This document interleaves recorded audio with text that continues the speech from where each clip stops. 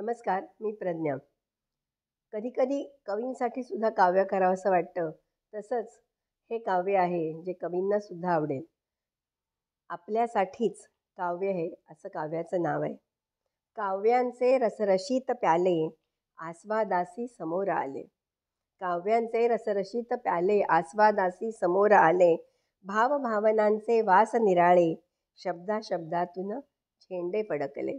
भावभावनांचे वास निराळे शब्दाशब्दांतून झेंडे फडकले. किती एकते शब्द नाचले, किती एकते शब्द नाचले. अर्थ त्यातूनी बहरुनी आले, अर्थ त्यातूनी बहरुनी आले.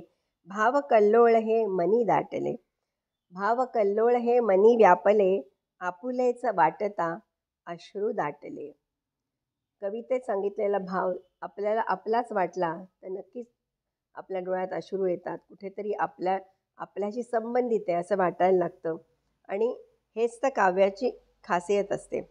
शब्दाशब्दातून व्यक्त जाहले, शब्दाशब्दातून व्यक्त जाहले. जीवन सत्य जे उरी सांभाळले.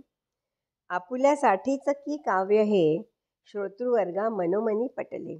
शब्दाशब्दातून व्यक्त जाहले. जीवन सत्य जे उरी सांभाळले. आपुल्यासाठीच की काव्य हे श्रोतृवर्गा मनोमनी पटले. माझ्या मनाशी हे नाते जुळले, कसे मजसी पुरते ओळखले. ह्या कवीने आपल्याला कसं काय ओळखलं आणि आपल्या मनाशी कसं काय नातं जुळवलं असं श्रोतृवर्गालाही वाटतं. मग माझ्या मनाशी हे नाते जुळले, कसे मजसी पुरते ओळखले. मन कवडे कोण कविवर्य हे, मन कवडे कोण कविवर्य हे.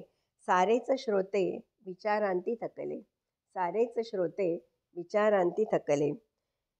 जीवनी साऱ्यांचीच असे जवळपास सारखी, जीवनी साऱ्यांचीच असे जवळपास सारखी. बहुतच थोडा फरक असे हरेक व्यक्ती माझी, बहुतच थोडा फरक असे हरेक व्यक्ती माझी. ओळखून हे सारे कवी असे, ओळखून हे सारे कवी असे. लिखाण होई सर्वव्यापी जसे, लिखाण होई सर्वव्यापी जसे. शब्दसंपत्तीचे व्यक्त होणे असे, शब्दसंपत्तीचे व्यक्त होणे असे. सहज लिखाणी लेखणीच सांगे. सरस्वती उभी शब्दात त्याच्या, सरस्वती उभी शब्दात त्याच्या. विष्णूच होई अनुभव ज्याचा, विष्णूच होई अनुभव ज्याचा.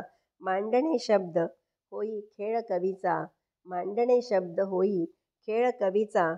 श्रोतृगण वदती आशीर्वाद हा सरस्वतीचा, श्रोतृगण वदती आशीर्वाद हा परमेशाचा.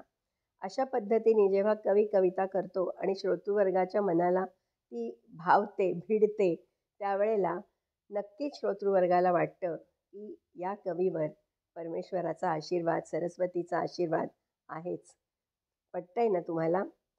लाईक करा, सबस्क्राईब करा चॅनल, बेल आयकॉनवर क्लिक करा आणि फॉरवर्ड करायला विसरू नका. धन्यवाद.